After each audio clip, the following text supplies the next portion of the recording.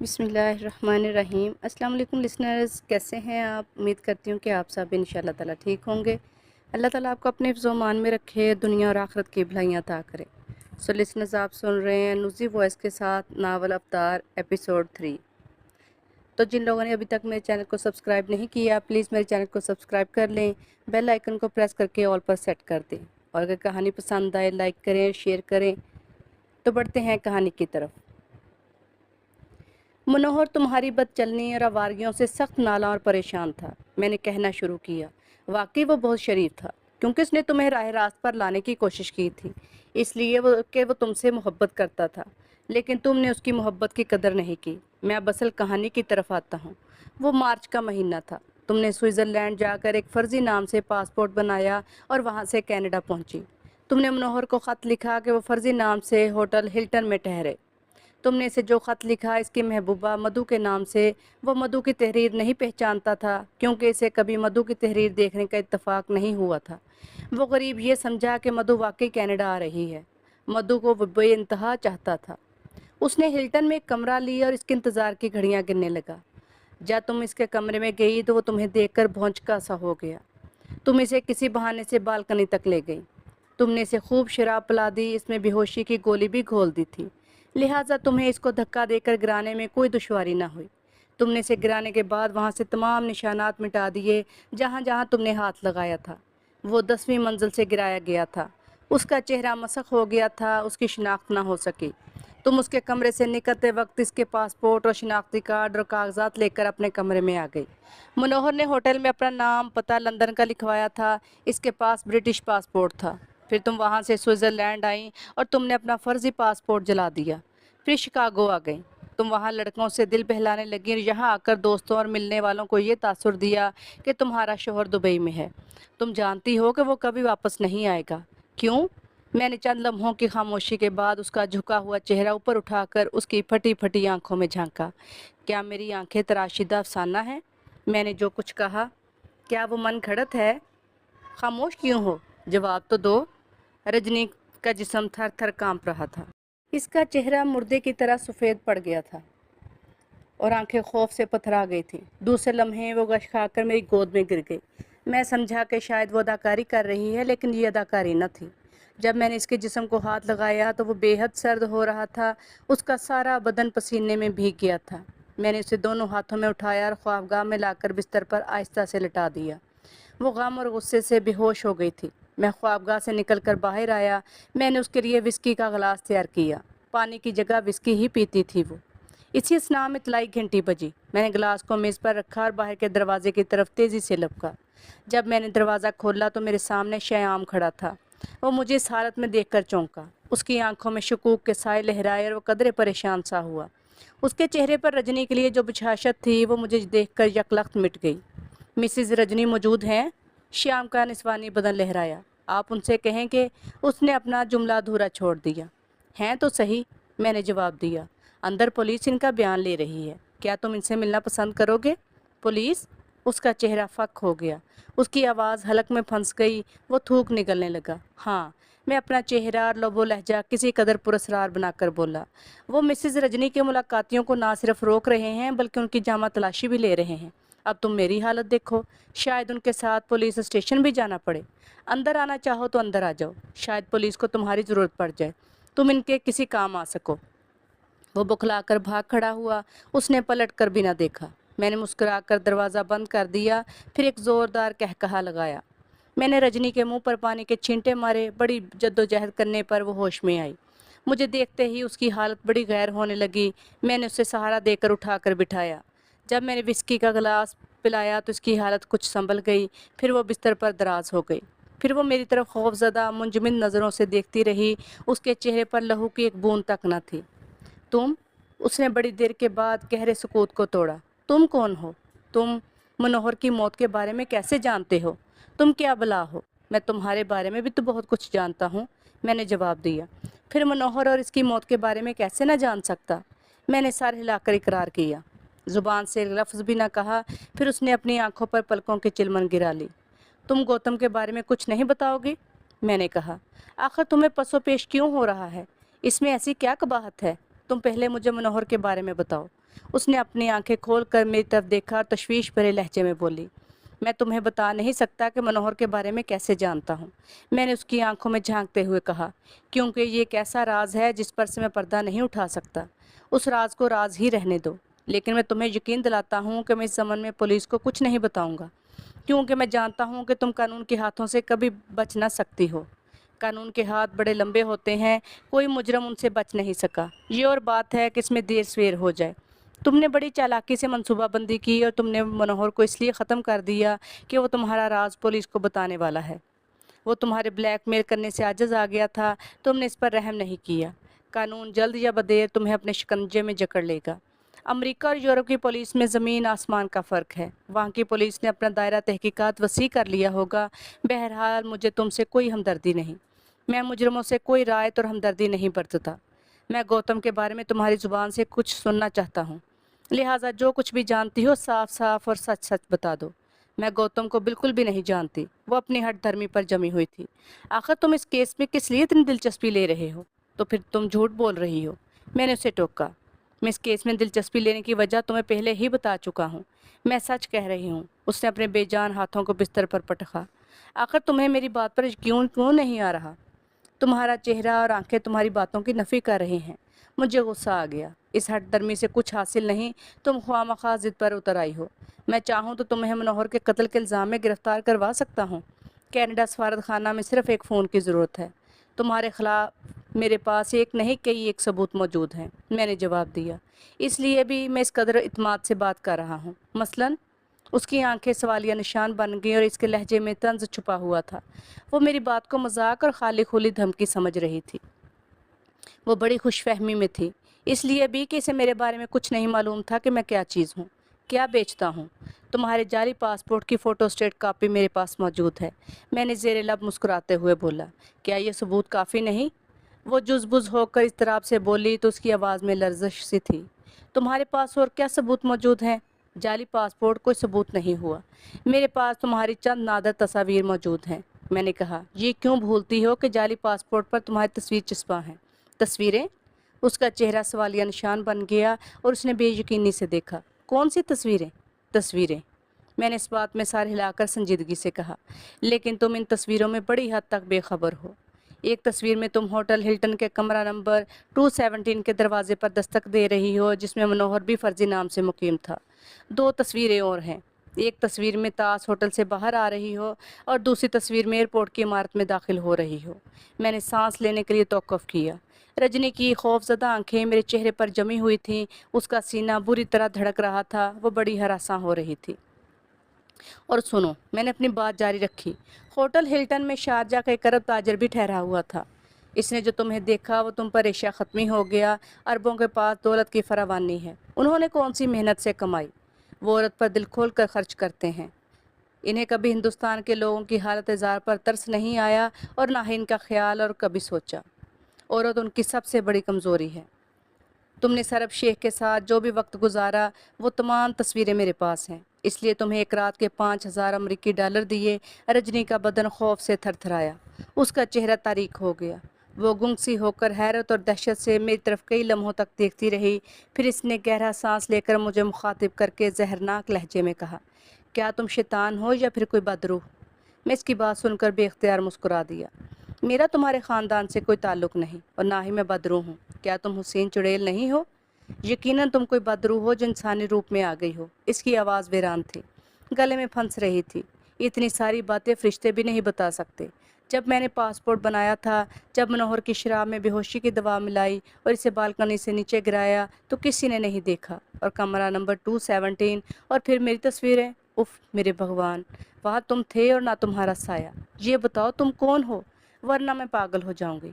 तुम इत्मीनान रखो, मैं कोई बदरू नहीं। मैंने कहा, भूत तस्वीरें नहीं उतारते। ये राज की बातें हैं, राज ही रहने दो। तुम वो तीनों तस्वीरें मेरे हाथ फ़रोख्त कर दो। रजनी ने बेचैनी से कहा, मैं तुम्हें मुंह मांगी कीमत अदा करने को तैयार हूँ। ये सौदा तो बाद में होगा। मैंने कहा, मैं आया गौतम के सिलसिले में था और पहले इस मामले को निपटाना चाहता हूँ। मैं तुमसे कह चुकी हूँ और अब भी तुमसे कह रही हूँ कि मैं किसी गौतम के बारे में कुछ नहीं जानती। वह जानी लहजे में बोली, तुम अपनी जिद और हठधर्मी से बाज आ जाओ, मैंने बिगड़ कर बरहमी से कहा। तुम एक शातिर औरत हो, तुम मुझसे कोई बात छुपा कर नहीं रख सकती। और सुनो, मैं तुम्हें बताता हूँ कि गौतम तुम्हारे शिकंजे में कैसे आया। वो एक नौजवान लड़की जिसका नाम रूपा है, वो एक टीवी अदाकारा है। नहीं नहीं, लेकिन इसने टीवी ड्रामों में छोटे छोटे रोल करके जल्द ही शोहरत हासिल कर ली। उसने फिल्मों में भी रक्स पेश किए। वो एक रक्कासा है।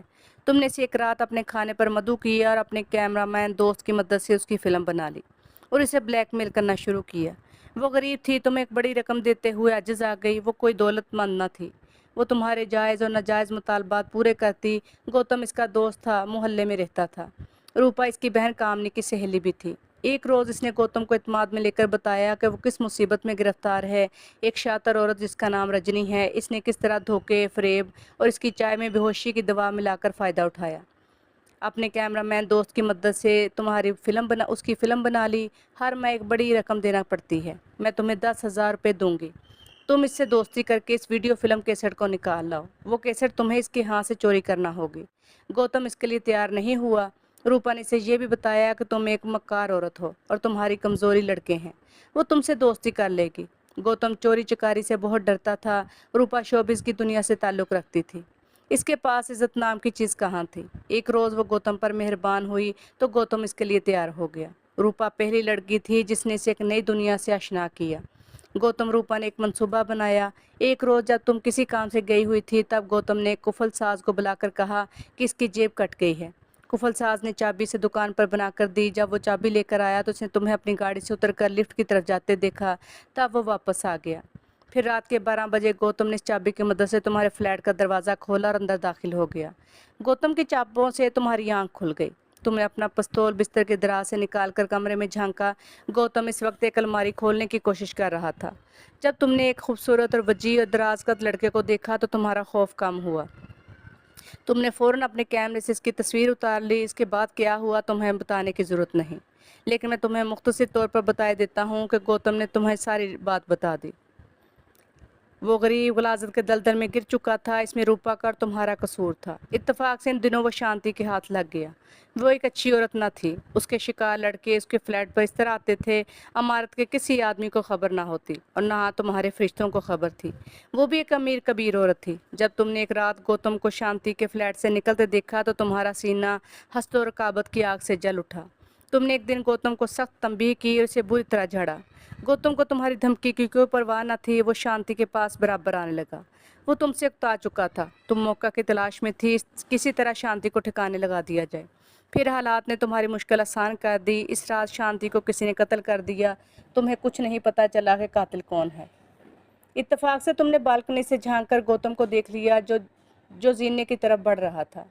फिर तुम बाहर के दरवाजे पर आकर बिप से झांकने लगी। इस दिन तुम्हारा मंसूबा ये था कि शांति को बिल्डिंग वालों के सामने जलील किया जाए और तुम पुलिस को भी इतला देना चाहती थी कि वो अपने फ्लैट में दूसरे लोगों को बुलवाती है। गौतम ने शांति के दरवाजे पर कई मरतबा दस्तक दी, दरवाज़ा न खुला।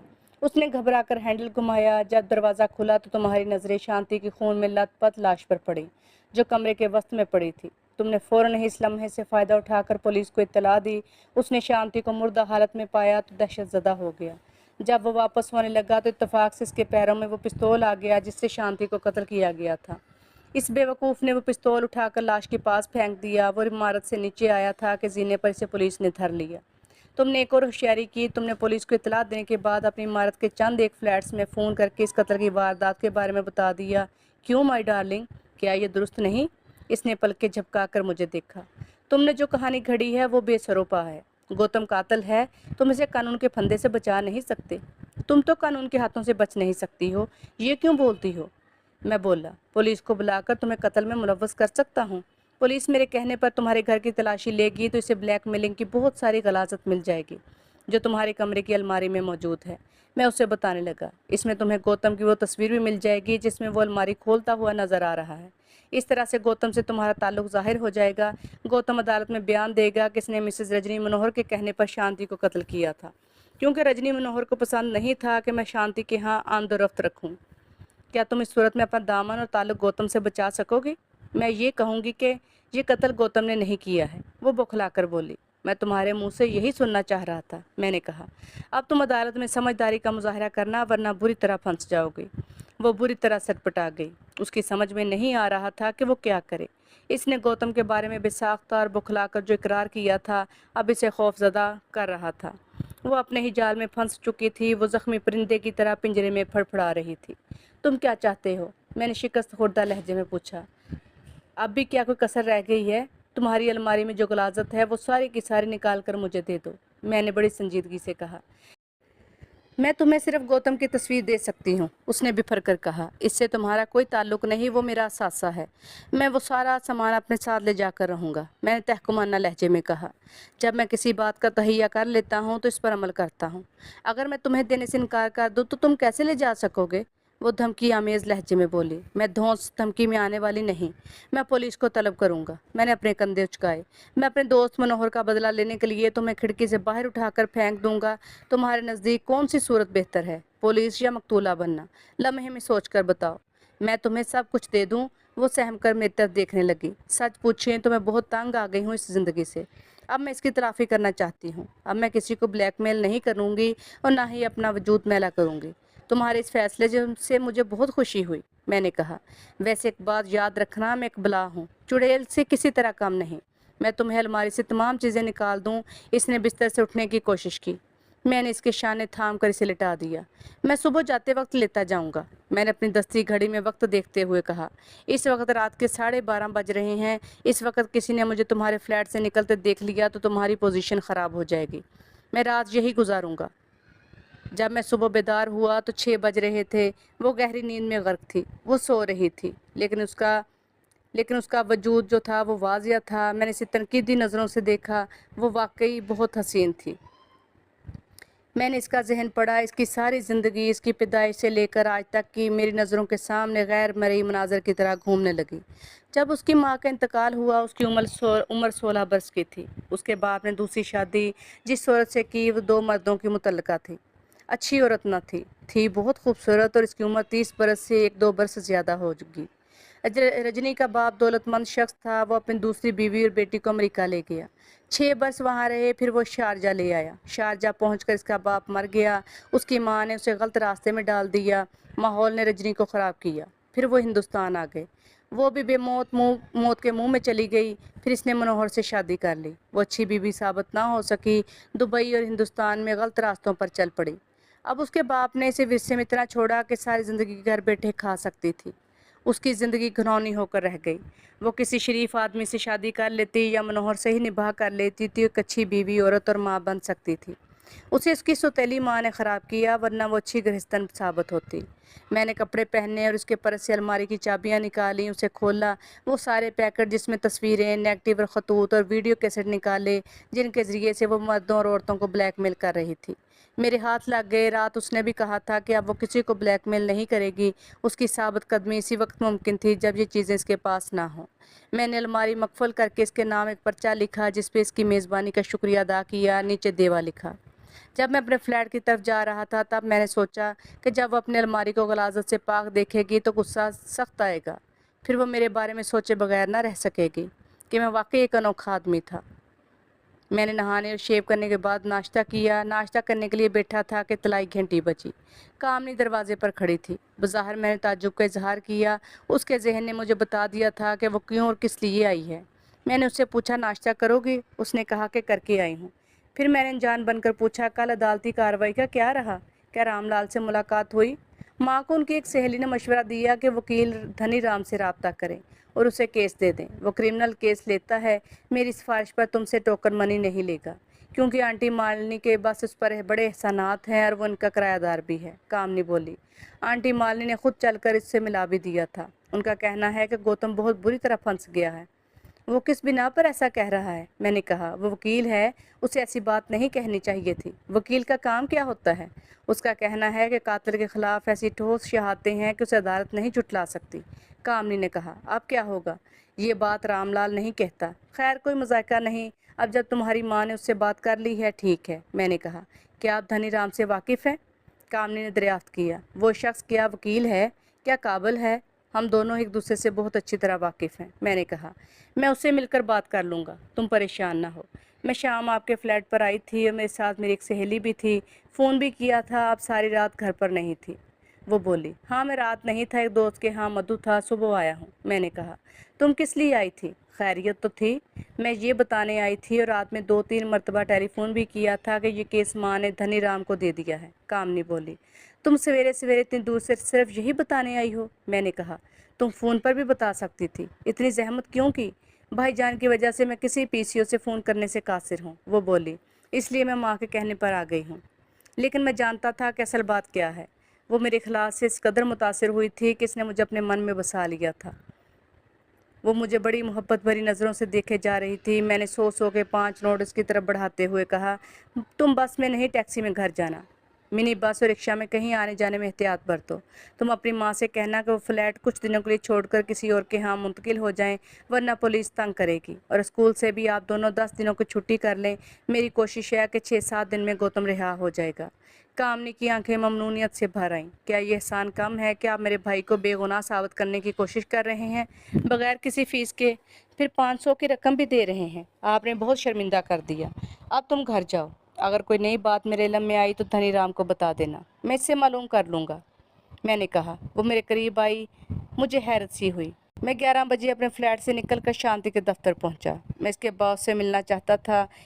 جو کاغذات میں رجنی کے گھر سے لے کے آیا تھا ان میں سروجنی کا پتہ بھی تھا۔ میں 20 منٹ کے بعد اس کے فلیٹ کی اطلاعی گھنٹی بجا رہا تھا۔ مجھے تھوڑی دیر انتظار کرنا پڑا، 2 مرتبہ بٹن دبانا پڑا۔ اس نے دروازہ کھولا، مجھے حیرت اور سوالیہ نظروں سے دیکھا۔ کون ہیں آپ؟ اس نے مجھے اوپر سے نیچے تک دیکھا۔ اس کی خوبصورت بڑی بڑی سیاہ آنکھوں میں حیرانی بھر گئی۔ آپ یوں سمجھیں کہ آپ کا دوست اور ہمدرد ہوں۔ میں نے جواب دیا، میں آپ سے ملنے آیا ہوں، کیا میں اندر آ سکتا ہوں؟ میں نہیں جانتی کہ آپ کون ہیں، کیا ہیں؟ وہ سپاٹ لہجے میں بولی۔ میں نے اس سے پہلے آپ کو دیکھا، نہ آپ سے ملی۔ میں نے بھی آپ سے کبھی ملاقات نہیں کی، ہم دونوں ہی دوسرے کے لیے اجنبی ہیں۔ میں نے کہا، آج آپ پہلی مرتبہ ملاقات کر رہا ہوں۔ کیا ایسا نہیں ہو سکتا کہ آپ کسی وقت کسی ہوٹل میں مجھ سے مل لیں؟ وہ بولی، جی زیادہ مناسب رہے گا۔ کیوں، اس وقت ملنے میں کیا حرج ہے؟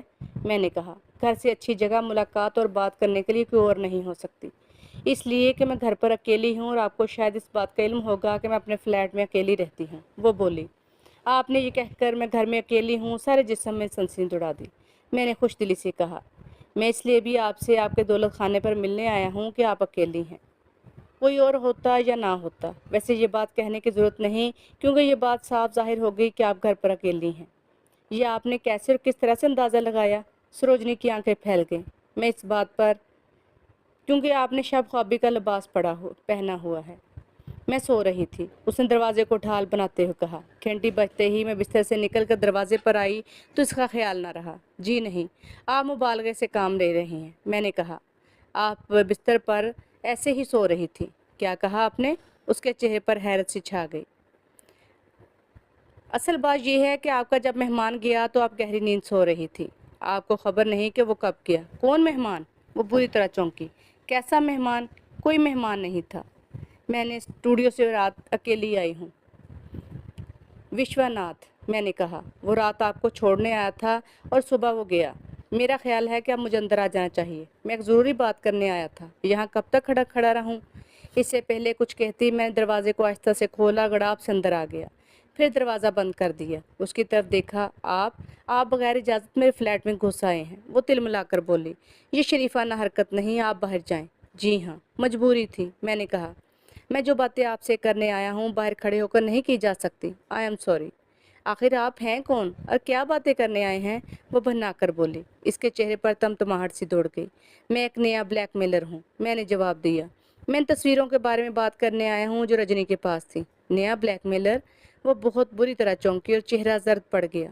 کیا آپ نے میری تصویریں رجنی سے خرید لی؟ بس آپ یہی سمجھیں، میں نے کہا۔ ہراساں اور پریشان نہ ہوں، آرام سے بیٹھ جائیں تاکہ آپ سے پیاری پیاری باتیں ہو سکیں۔ 1 منٹ، وہ بولی، آپ تشریف رکھیں، میں ابھی آتی ہوں۔ رجنی نے میری تصویریں تمہارے ہاتھ کیوں بیچی اور کس لیے فروخت کی؟ وہ تنک کر بولی۔ اس نے اچھا نہیں کیا، میں اسے سمجھ لوں گی۔